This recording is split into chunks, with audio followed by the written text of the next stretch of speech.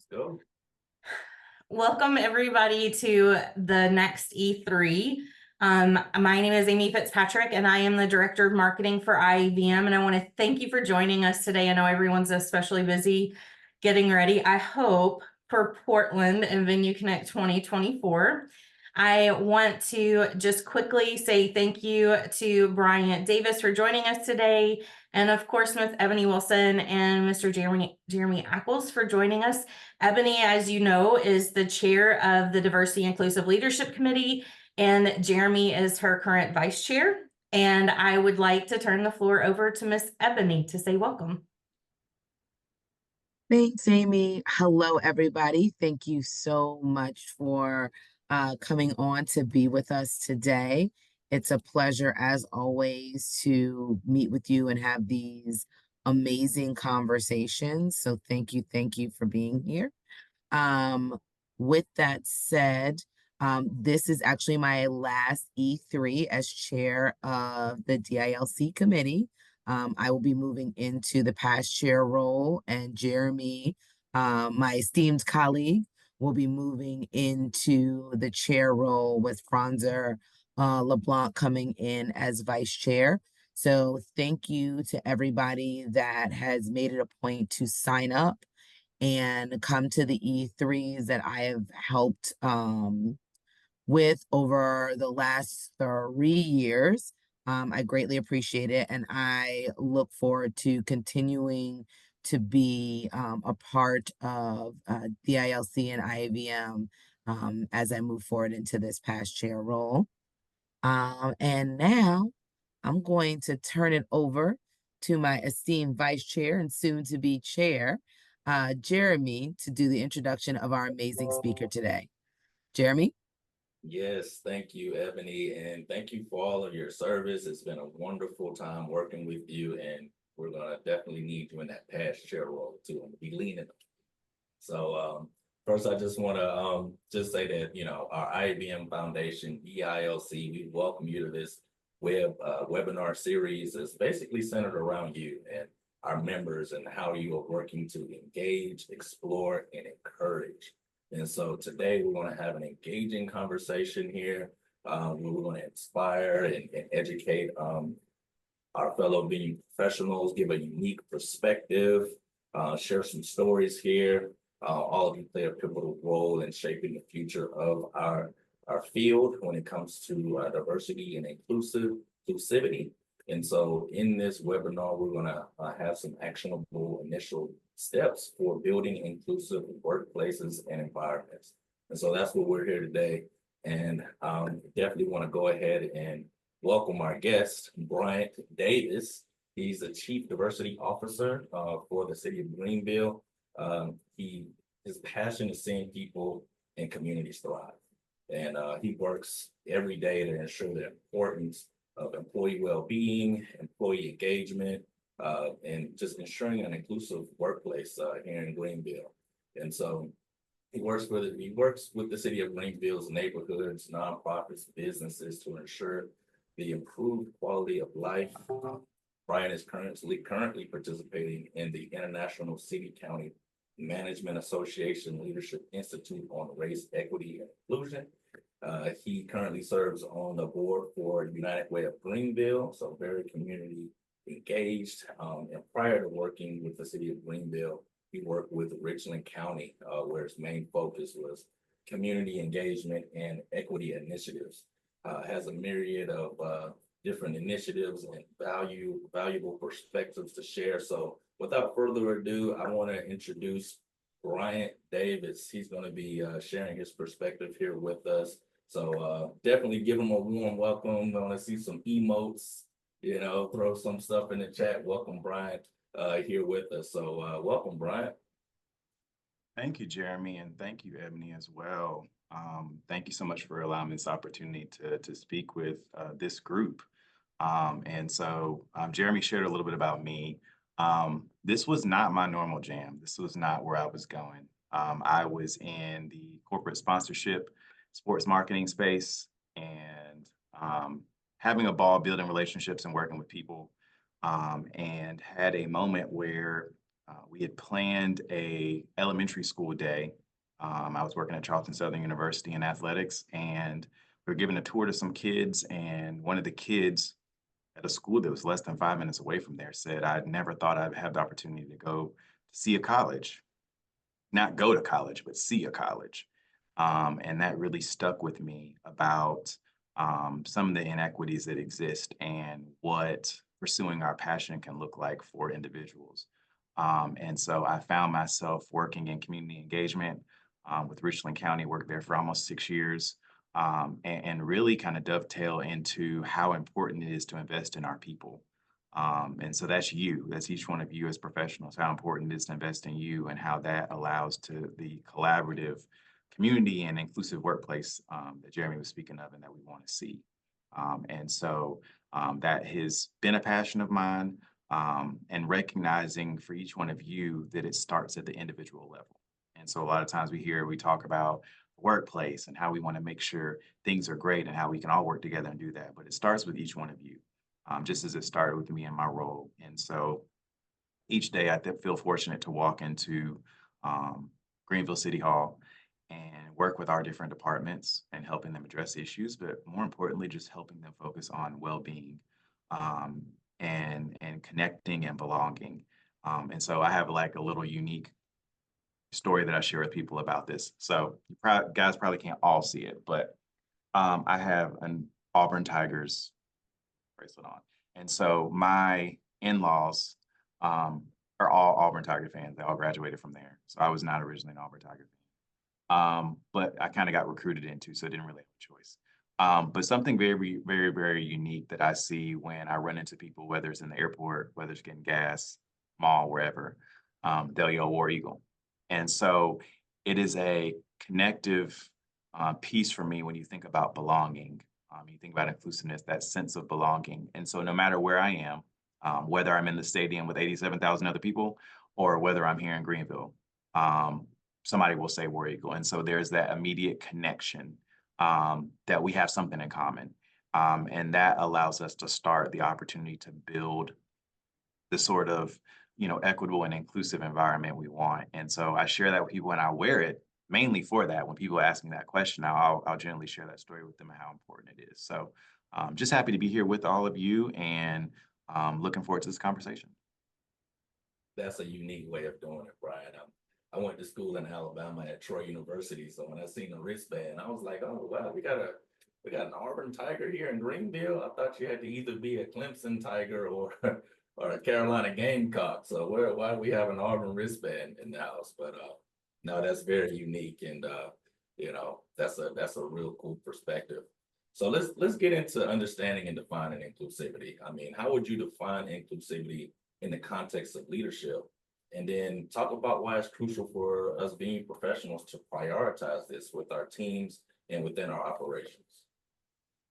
Yeah, so generally when I think about inclusive leadership, I generally share with people, think about a great leader, great coach, somebody that you see and look up to that you feel like has been a great leader. They generally are going to have a couple of important qualities that they have. And so whether that is how they make you feel, whether they make you feel valued, whether they recognize you for the attributes and things that you do, whether they recognize the effort you're putting in, and then that sense of belonging, like whether it's a team, whether it's the group, whether it's just your friends, like you think about that unique sense of feeling you have. So that leadership, that inclusive leadership is what allows people the opportunity to thrive in the workplace. So I try to share people. I know we're in a unique time when we talk about DEI, but I try to help people understand the purpose of it is to allow everybody to be the best that they can be.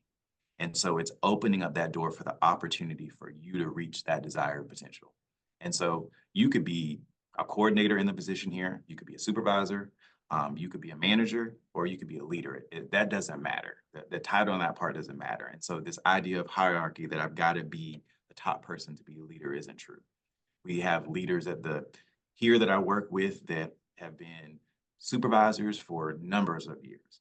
And so it is about those three important things. It's about being, valued, it's about being recognized, and then it's opportunity, that inclusive, that sense of belonging is extremely important in that process. And so as teams in this venue space for you all, as you're shepherding hundreds of people into venues, whether you're selling tickets, whether you're coordinating and working, it is going to allow that experience for the people that you're around to be better. So you think about the experience for the people coming into the venue, but think about yourselves. Think about how when you guys are all operating together and working together, how much that experience is better for you all. And that makes that experience better for the people that are coming into your venues for various events. And so that doesn't even matter what type of event it is. But if you've gone somewhere and had the people that greet you when you come in, you see everybody on the walkie-talkies, they're running to things, they're connecting with things. It's essential for it, again, to start with you, that mindset of wanting to collaborate, wanting to explore, wanting to understand why we think the things we think and why we do the things the way we do them. That allows us those opportunities to understand how we can kind of build bridges to allow us to connect the way we want to. And so each one of you, on this webinar, I hope that you can start thinking about your life, where you are, and where you want to go. And if you can begin to marry that passion, that purpose for what you do, it isn't always the upward mobility, but I think the opportunity to really grow in your position and be able to upskill yourself to be able to serve on committees like this and be involved in other opportunities like that. So. Wow. Thank you for that, Brian. That was a unique perspective for sure. I mean, you really broke it down there. But for venue professionals like myself, we like to be practical. I want to know what steps, I can take and how do I really assess where I am as far as having an inclusive environment or ensuring that inclusivity is a core part of our practices. And so what are some initial steps, that we can take, to really look into that and see where we are and where we need to go? Absolutely, Jeremy. I will say, and I started this conversation out by saying it begins with you.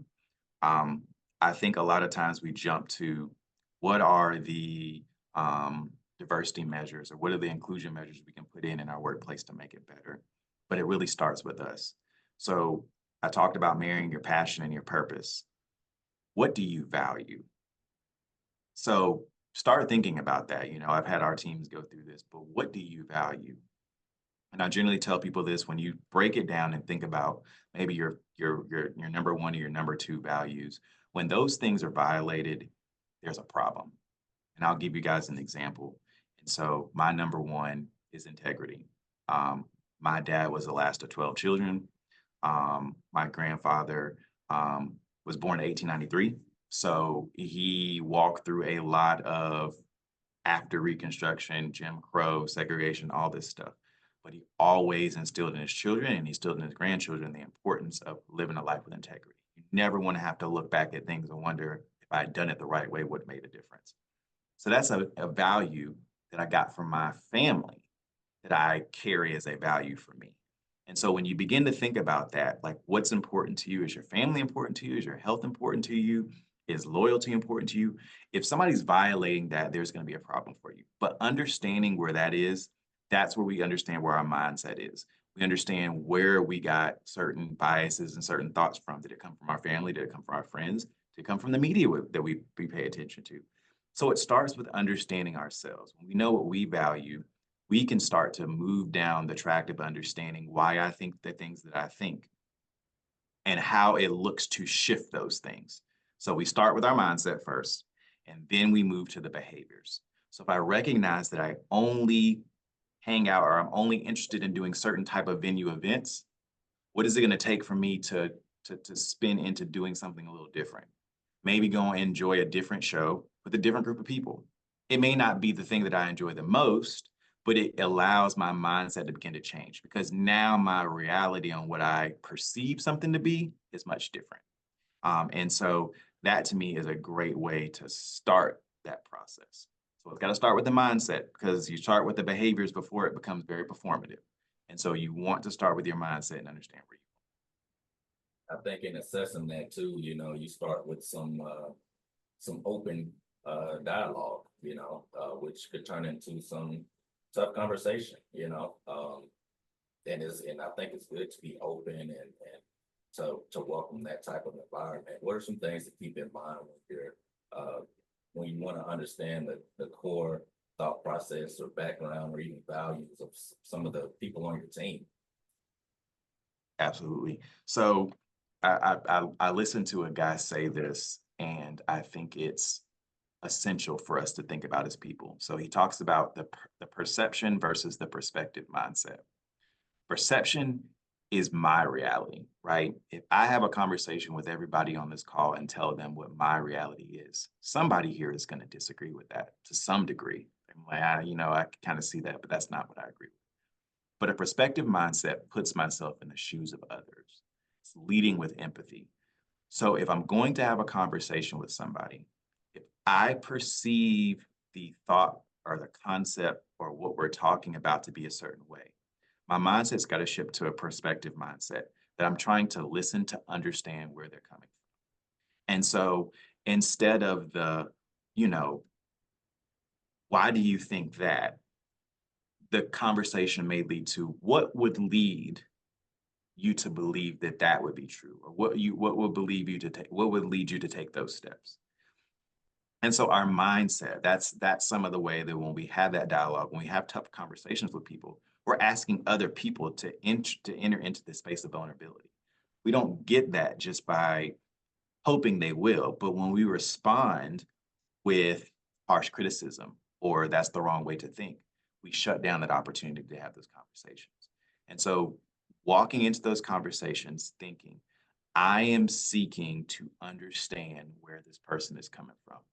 I'm trying to understand their perspective.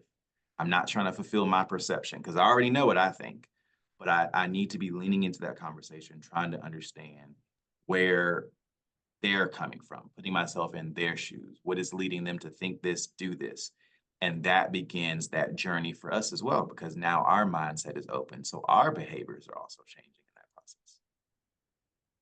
I gotta say, like as a venue professional, I just think about why, like when it comes to inclusivity, belonging, diversity, why are we doing this? It's got to make sense. Do we focus on the hearts and minds, or is there a business case for doing this? Talk about that. I mean, Absolutely. Absolutely. So I'm sure we all heard about the business case for diversity, right? It stems from McKinsey report basically stating that essentially, if you have a more diverse workplace, you're going to be more profitable. And generally, the places that have more diverse workforce are more profitable. So we could take that generalization and say, okay, that's great. But imagine if there was a company that had only Asian individuals working in the organization, and they were very successful and very profitable. And then they decided to bring a few Hispanic and white people into their company, and then they started to lose money. Should we stop being diverse because it's not as profitable? And so that case to me is challenging because what it's saying is as long as we're profitable, we should continue the initiatives. And so we've seen this landscape across the entire country, across the entire world, with a lot of people shedding a lot of efforts because there's not a way for them to really track it. Their idea is it's going to make our business more profitable. But the real question should be is how is it going to make it more profitable? And so a data-driven approach is what I believe is the key to this. And so when you have metrics around inclusion, when you can look at your retention, when you can look at the psychological safety of your employees, when you can look at the level of engagement of your employees, when you look at career development, and when you can look at leadership development and look at when people are going through courses and taking things and look at the outcome 6 months out, a year out. And when you look at surveying and talking with your people in small focus groups and listening sessions to hear year over year, what's happening? What's changing? Are we seeing the same things? And you can actually track that information to see, because we've spent more time having affinity group lunches, we've seen more people branch out and spend time and connect with others. So I can actually track that. But if I just look at the diversity element of that, if my diversity leaves, does that mean we're a bad company? If the diversity comes and we're not as productive, does that mean we're not as good? And so to me, the data-driven approach really gets us to where we want to be. And that starts with the mindset, but it gets us where we want to be because we're actually looking at metrics we can track and we can use those to see if we're more profitable, if we're more inclusive. Gotta love those listening sessions, man. They can get, a little spicy sometimes, but it's good. I mean, it's a great way to get the data and the metrics and really understand, and gain the data to understand and measure your progress, and then the need for, the DE&I practices within your organization. So, definitely resonate with that one. So as we look at engaging our communities, what are some strategies that as being professionals can use to engage with and attract diverse communities to our facilities, to our venues? Give some insight on that. Absolutely. So, and I'll make sure we share this too as well. When you look at a data-driven approach, there's actually a personal DEI scorecard you can use. So you have one for your organization, but you actually use a personal one. And so again, the reason that's important is because when you guys are thinking about how you're planning and how you're doing things within the venue space, if I am a coordinator and I want to go to my manager to talk about how we could have more inclusive events, if my manager has no idea or no focus on this, what happens with that? And so to me, it's a collaborative team approach, whether you're a person in an entry-level position or whether you're the highest position within your organization. I think it's essential that you work to bring others into the fold and understand the importance of that. So we talked about the data-driven approach. We talked about understanding our values.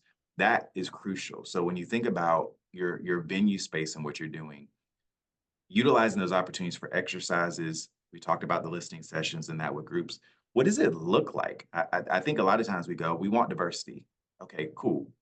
But in your venue space, whether you're on the West Coast, whether you're East Coast, or whether you're in the Midwest, what does diversity look like for us?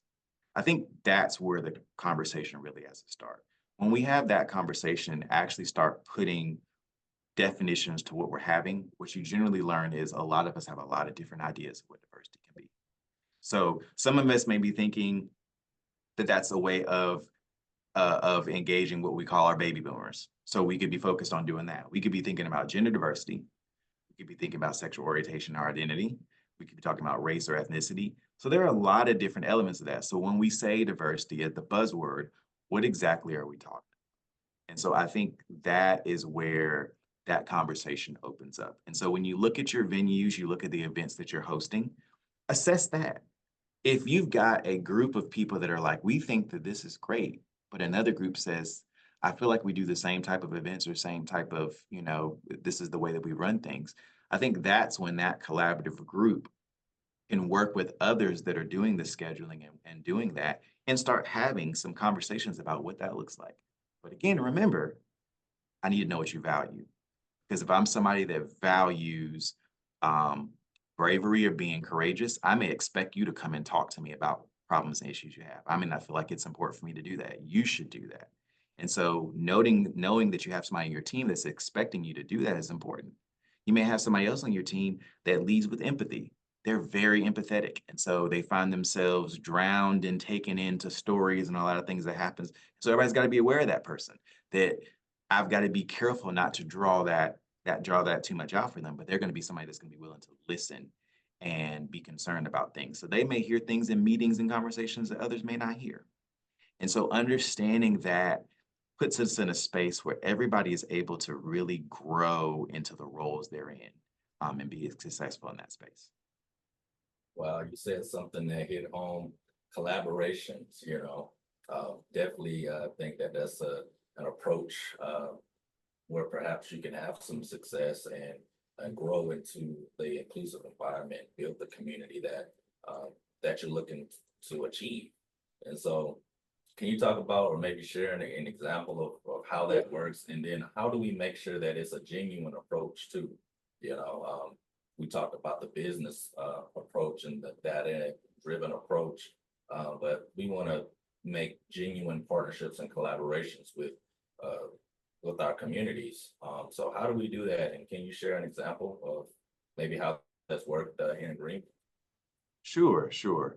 So I also like to, I think the work that I do really focuses on change management because change is constant. Um, and we actually feel pain when our brain has to think about change. It actually pains us because we have a current state that we're in. And if we're not sure about what the future state looks like, we're going to be very resistant. So a lot of times what we hear right now when we talk about things in the DEI space and we talk about resistance, resistance is a normal part of change. Resistance and denial are what happened when I'm in the change process. I am trying to reckon with the fact if this is going to be something good, is this going to be something bad, how is it going to impact me? So that's a normal part of the process. What happens is we get sometimes caught up in okay, here's a nice Hispanic Heritage Month event we can do. Here's a nice Black History Month event we can do. Here's a Pride event we can do. And we do the event as the behavior, but we don't have the mindset and understanding why we're doing it. And so it's like, hey, we checked off this box. So you think in your venue space, right? Let's say you have a certain amount of country artists, right? And let's say it's not normally like very high in your list, but you're like, hey, we had like 4 acts. We had like 4. So that's cool. But instead of thinking about the mindset of, are there people that are moving to our area that are now more focused on attending events that are country or attending events that may have hip hop or R&B and something in it that they want to be involved with? So are we aware that the demographics in our area are shifting and we need to have these events more available because people want to be there versus we did it to kind of check the box? And so I use the example, we had a really great Juneteenth program for the city of Greenville. We had a panel. We actually had a walk from downtown to Unity Park, which was really nice with kids and everybody else. But I always share with people, think about what's next.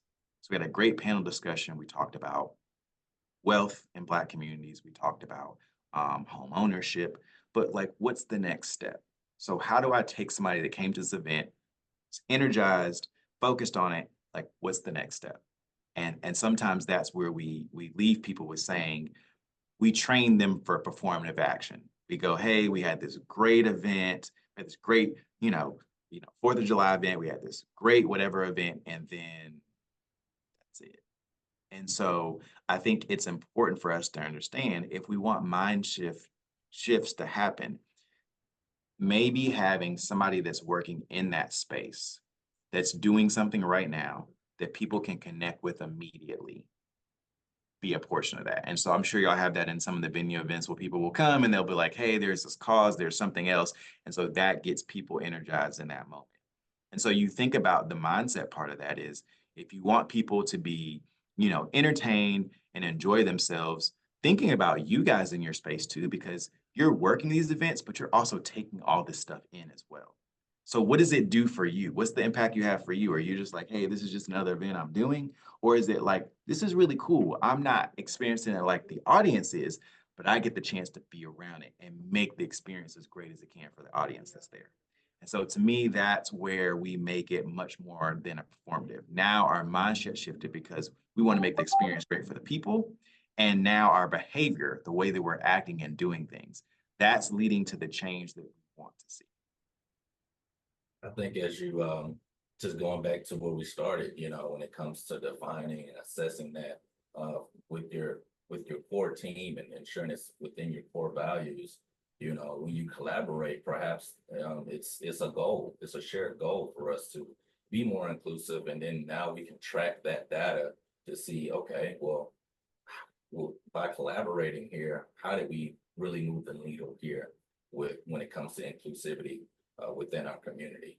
So now it's a part of what we do as a venue and how we serve as a beacon to our community. So that was a really good point. I mean, it's not just about checking the box here or meeting the quota. And so, that was a really good nugget that you put in there. But, thinking about the long-term commitment, you know, what advice do you have when it comes to maintaining a long-term commitment for inclusivity and belonging? Absolutely. So I share, I think if you think about people that have had long, successful careers, those three things that I mentioned at the beginning probably happened. So they probably were valued, probably were recognized, and they probably had a sense of belonging.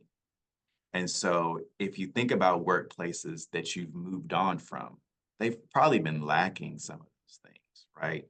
And so it's deeper than the surface layer. We have definitions. We want people to feel like they belong. We want people to have a safe space. It's more than that. But people, we are driven to be valued for our work. And more, we're hearing the statistic out that people are looking for workplaces where they feel that they're going to be valued for what they bring to the table.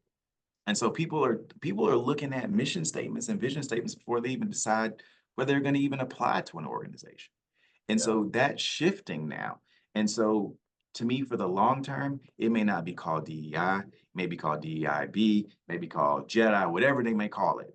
But the important part of it is people are looking for places where they can be valued, recognized, and respected for what they bring to the table. And generally, if you think about that, if you have those things in your workplace, pay is going to be important. It is going to be important. But those things to your workplace exponentially are so important that you're not just going to leave your workplace just because somebody says they're going to offer you this. Because if you lose all of those things, it doesn't make a difference. And so we want to make a meaningful impact on what we do. Again, this kind of goes back to your values, the purpose in you. And so Jeremy shared, I have a passion for seeing people and communities thrive. So everything that I do is about seeing that. So my commitment to DEI is not about a personal motive for me, but seeing people thrive, grow into roles, go into doing what they're passionate about doing is inspirational for me. And so if you have that, that's not something that a job title or pay is going to change for you all the time, but it's meaningful to you. And that's that legacy part that we want to have. Like, you know, when you're gone, processes and things that you've done within your organization remain because they have such an impact and they're so vital to what's going on. And so it's not always the name, remember, but I think the long-term impact of this should be those things. And that's what we should be focused on doing, because that gets us and allows us to be the people we need to be in the spaces that we're in and to reach the potential we want to reach. So I was just thinking about this, Brian, how do you deal with like pushback? You know, every community may not value inclusivity, you know, or have it as a top priority and may not want to fund these, you know, certain initiatives or collaborate in that regard. What do you do? Do you stop or do you pivot, or how do you work through that? It's challenging. I think it goes back really to the process of change. So I think it's important to try to understand where the pushback is. So I listen to a lot of conservative commentators. I listen to their podcasts. I'm always intrigued about understanding when people are like, I don't like this or I don't want to do it. Why? Like, what specifically in that? And generally, what I've heard, again, this is generally, the pushback has been a couple of things. One is they feel like the trainings that they hear about in DEI are just horrible. Like they put people on the spot, they make people feel uncomfortable, and it's not good. The other idea is that we have to lower the standard for people to be able to get into roles. So I'm going to lower the standard so people can come in, but they're not going to be able to perform well. So the meritocracy, the idea that we just need to find the best person, forget about the rest of it. And last is that this idea is indoctrinating people to make them believe and do things a certain way. And so inclusivity then means that I just go the way of whatever you want to do, and that's a problem. But if you break down and start having the actual conversation about what DEI should look like and the things that I share with you guys during this webinar, it- looking at the expression then is, well, this is what I've been told. Again, values. So what have you been told? Who's told you that that's what you should value and that's what you should think? And so that brings us back to that initial step with the mindset. I am resistant to this because it sounds different. It is different than what I've done. So what if I go down this road and it causes me to lose my job or lose my friends or whatever else? So again, when people are able to be assessed with and understand where change is going to, where it's going to lead them to, like I said, the legacy stuff we talked about, the long-term sustainability in the workplace, the well-being in the workplace, the engagement in the workplace. When I share that, the conversation then turns to, okay, I have to deal with my own biased thoughts about why I'm thinking that this won't work. And that's really the conversation you want to have. That's the tough conversation you want to have. Not arguing about who's privileged, who has this. That's a part of the conversation, but that's not the focus you have when you have that tough conversation. It's getting down to, why is there pushback? Well, I have to hire a certain amount of people and people get mad if I don't hire a certain amount of people. Okay, diversity is opening the gate. When you get to inclusion, it doesn't matter who you have on your team. People can see what inclusion is supposed to look like. They can explain what that's supposed to look like. Anybody will walk through your door for that. But if they just see diversity, they're going to be hesitant to do it. So we have to really understand what exactly people are pushing back on. That's asking those questions. What would lead somebody to get to this space of thinking this? And generally, once you start walking down that path, you're going to hear similar ideas to what I shared about experiences that a friend of a friend of a friend had. It could have been them, but a bad experience somebody had that has said to them, I don't want anything to do with this. But if we talk about employee well-being, we talk about people being included in the workplace, that's essentially the goal we want to get to. So we shift the conversation about the end state of what we get to, and maybe it's changing the conversation from them thinking that DEI is somehow going to be a training mechanism. Training gives you the idea that I'm going to make you an expert. I can't do that. But competency, I can help build your competency. I can help you with building that to be more competent to have cultural conversations with people and to be more culturally competent in the workplace when I talk with people. But being an expert, I can't make you an expert. That is the process, the long-term commitment you talked about in that process. That was perfect. Yeah. Well, we got an engaged group here. I'm going to open up the floor for questions. If you do have any questions for Bryant, he's here to answer them. So if you do, type them right there in the chat. In the meantime, we're going to prepare for a little bit of a self-assessment. We got a quick exercise we're going to do here on this webinar. Don't worry, we're not calling anybody out. So this is just something to think about and to take with you. But if you have questions, add them to the chat. And yeah, Bryant's going to answer them for you. So, and then Jeremy, there is one question and that I do see from somebody that asked, why do people consistently leave disability off their list for inclusion? How do we update the mindset that disability needs to be listed every time you are discussing inclusion, especially in light of this being Disability Pride Month? I'm actually really happy somebody asked this question. So that's the part about inclusion. And I think what this person is alluding to is, when we say inclusion, are we asking the question, who's not in the room? And so I'll bring up this example because a resident told me this. They were in a very bad fire, lost hands, so they don't have hands. And so in our new park, we had new designed, all this stuff. You have to push really hard to get in the doors. And she looked at me when she's like, I kind of don't like coming to this place because every time I get here and if I have to use the bathroom, I got to really push. I got to stand here and push, and I may fall because I'm using my walker and I may fall when I'm trying to do this. But when we design systems and structures, a lot of times we don't have everybody at the table. So we go, oh man, we came up with this new idea, this great thing, but we don't think about that. And we don't even span into thinking about neurodiversity. It's the whole arm of that we just completely kind of whiz by without thinking about it. And the city of Greenville has come up with an app that people can use to help get around different places. But I think the important part of that was they took somebody that was in the community and said, if there was an app designed, what would it need to look like? What would you want to know? Not what somebody able-bodied thinks you should know, but what would somebody need to do? So you think about that. We talked about the process working within the team. So are you reaching out to organizations? We have an organization in South Carolina here called Able SC that will come and do assessments for you and tell you where some of the challenges and issues may be, because they want to partner and do that. And so I think that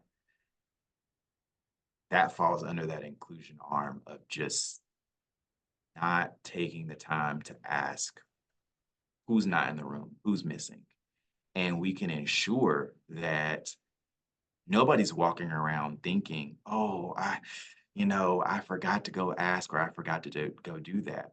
But that's that collaboration we talked about. That's that part of collaboration, and ensuring that our venues, our workplaces are truly inclusive.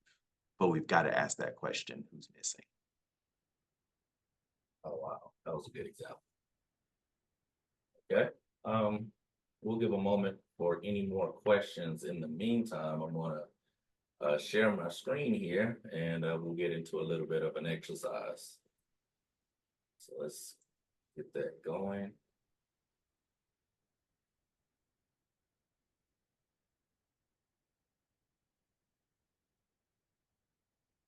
All right, I believe I'm sharing my screen now. Like, Jeremy, if you're using dual monitors, you're gonna have to bring it over because it's not showing up on the screen. okay. There we go. That works. All right. So take us through what we have here, Brian, with the list of values. Yes. So what you have on your screen is a list of values. So if you'll take a minute, look through those values. These are not all. So I always tell people, if there's another value that you don't have, feel free to write it down. I'm not gonna take you out for that. But look at these list of values and pick 5 of these that really speak to you. You feel like are ones that are very, very important to you, that kind of symbolize who you are. I think that at this stage now, we want to just try to narrow it down to 5. So you may have more than 5, but I want you to look at picking 5 of those that you feel most speak to you. Write mine down right now.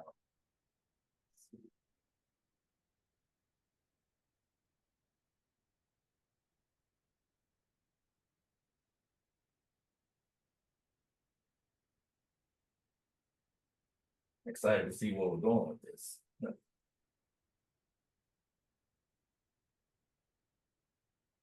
So as you're doing that, keep doing that. If you're still writing them down, keep doing that. So I want you to, as you're jotting those down, as you're thinking through those, which one of those speak to you? Jeremy, if you'll scroll a little bit, and we'll scroll back up to this page. I want you to think about, and you just write down, self, family, friends, community, citizens. That's kind of citizens, like global citizens. But those 5 you wrote down generally are going to fit in one of those categories. One may be a value that is really, really important to you. One, it may be one that, like I mentioned, integrity for me came from family. There may be another one of those that you listed that comes from friends. Maybe one comes from a community, maybe one comes from citizens. So they could all be ones that you've gotten from your family, but I list out those 5 levels of kind of where we start. We start with our inner self, and then we have our family, and then we have our friends, we have our community, our citizens. So those 5 that you listed, where do they fit on this chart? Are there ones that you just have yourself? Are they ones that you have a family? So just write those. If you write out self, and self for you, loyalty is most important to you, write that there. If family, Empathy is and truly important for you from a family standpoint, write that on there. And so what we're doing now is we're taking the values that we're like, oh, these all spoke to us. And now we're narrowing it down to where did these values actually come from? And when you think about community, that could be your local community, that could be your venue community where you work, that could be the greater community in the city or town that you live in. So that could be a bigger umbrella. So, you know, thinking that standpoint. And when you think about citizens, you think about that includes like our media, media, television, all those elements of that. So that's on a grander scale. So there can be, and generally there is, some sort of value that has come from that, from something you've either watched or seen or heard. There's generally a value that comes from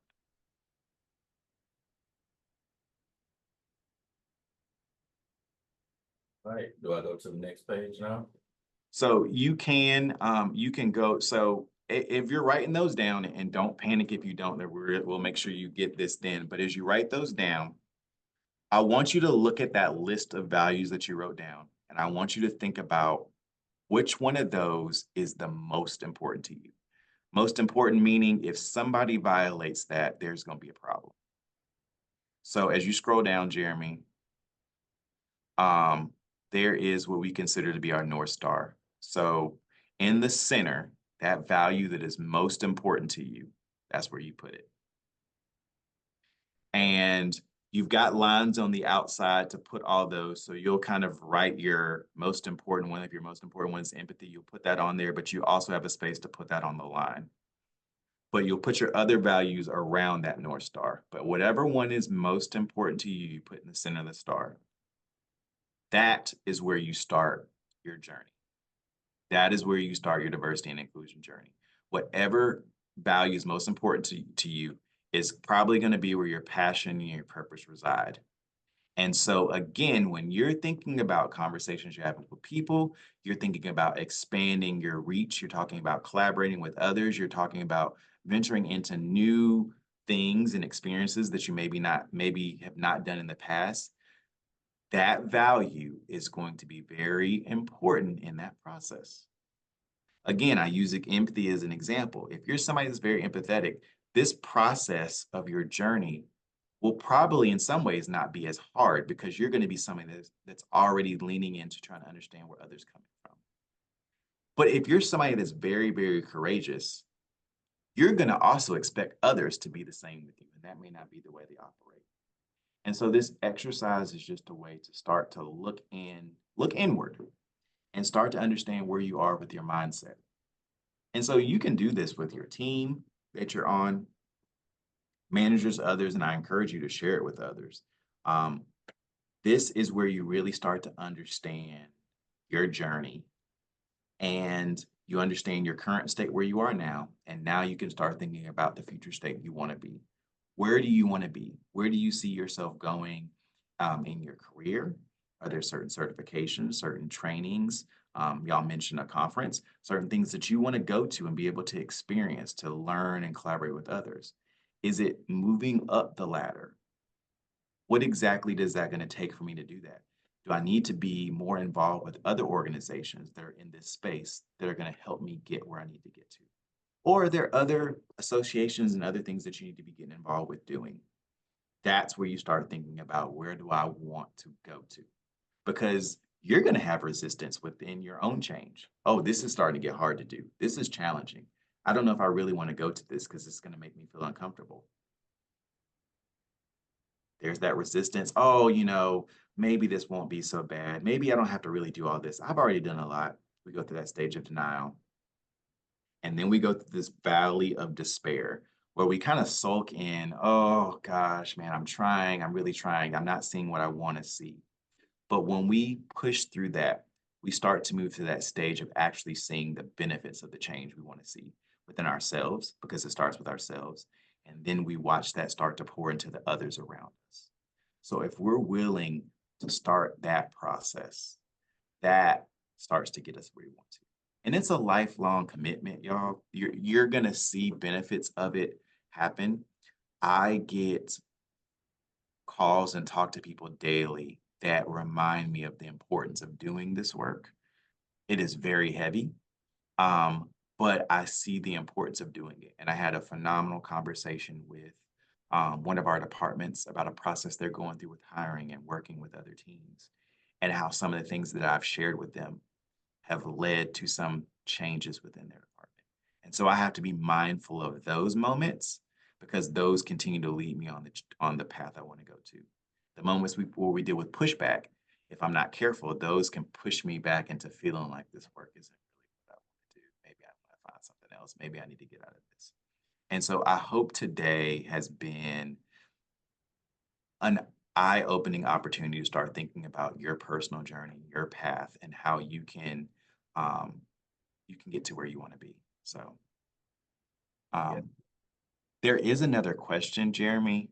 I think in the chat was, do y'all have any suggestions for implementing gender neutral bathrooms in historic venues that are not easily able to handle construction of new facilities altogether? I'll use an example real quick of an organization that I was on a board for many years. And the leader of that organization was LGBTQ+. And she was a huge driving force of what made a lot of things happen. And she was doing this push for a long time. And so she received a lot of resistance for that. I think my suggestion would be, and be curious about who are allies that you have in your corner already, or are there ones that you can identify? Because generally with spaces like that, when things are hard to do already, it's very easy to be like, well, we really can't do that because, we got this problem and this issue. But I would be curious of, have you begun to assemble who are the allies around you that you can lean on and start to have conversations with about that process? And whether there are people on a historic review board or others that are within that city or town that can be helpful in that process to start navigating, hey, we're not saying we're doing it today, but if we were to go down this process, what would we need to do? What we need to do to make this happen? And so helping people kind of get disarmed, like I'm not saying we're trying to do this today, but if we were to walk down this process, what would it look like to be successful in this and allow there to be people that otherwise would easily just say no? Okay, well, you would have to go through this process of doing this, or you have to get this, and then you can start that coalition of allies that can help with that process. It is possible. That organization has gender neutral bathrooms, and it was because the leader pushed us and pushed people that were on that board that were uncomfortable having those conversations about understanding that there was no need for discomfort. So we got to have people getting comfortable with the uncomfortable. But it's an important process. It's an important thing that should be happening. And so definitely with those allies, who are those allies? Who are those that already have a mindset shift that's a little open to that idea? How can we get them to start following the behaviors and opening up doors to committees and commissions that you can get involved with, that you can start helping to change that narrative around the conversation? That was a good question. We have another one here. Oh, it's a comment. Yeah, but absolutely continue that look, that gentle nudge sometimes is us having to, push some too, but it's important. Continue, stay encouraged in the work that you're doing. It's meaningful, it's important, it's heavy some days, but it's meaningful and it's important. Okay, thank you, Bryant. This has been an amazing webinar conversation. We got some great questions in here. I learned a little bit about myself. I did the assessment here. And I have a lot to think about because of you. So definitely appreciate that. Well, we're going to bring this to an end. Again, I want to thank all of you for joining us. Definitely want to thank Bryant Davis for offering his perspective, his expertise. Wow, I'm gonna definitely be leaning in a little bit more now that I understand more on how to build these communities and work environments. So definitely looking forward to putting this to practice. I'd be remiss if I didn't do a shameless plug. If you're going to be in Portland at Venue Connect, you need to be at Celebration for a Cause because it's going to be a celebration. You know, we're putting the fun in fundraising right now. I know it sounds cliche and cheesy, but we're going to have a great time and definitely donate to what we're doing. You know, that's why we do these webinars. That's why we do this work, is so that we can ensure that our industry continues to build upon inclusivity and belonging. So thank you all for joining us. Amy, you want to leave us with anything before we adjourn? I just want to tell everyone, Joy had put in the comments to please share the full webinar if possible. This will be up on YouTube next week. We are recording the session, and I just wanted to also say thank you to Bryant for taking time out of your extremely busy day for joining us and providing us with the great information. I took a lot of notes myself, so I appreciate you sharing your knowledge on this. And thank you, Jeremy, as well, for getting this webinar together and connecting us with Bryant, and all of you attendees for joining us today. And I hope to see each and every one of you at the Keeping Portland Weird Celebration for a Cause fundraising reception for the Diversity and Inclusive Leadership Committee. This committee is doing some great things, y'all. So if you're not donating to the cause, we need your help so that we can continue to press these issues forward and to also continue to be able to offer you these webinars. So thank you, everyone. I hope everyone has a great day, and I hope to see you in Portland. Bye, guys.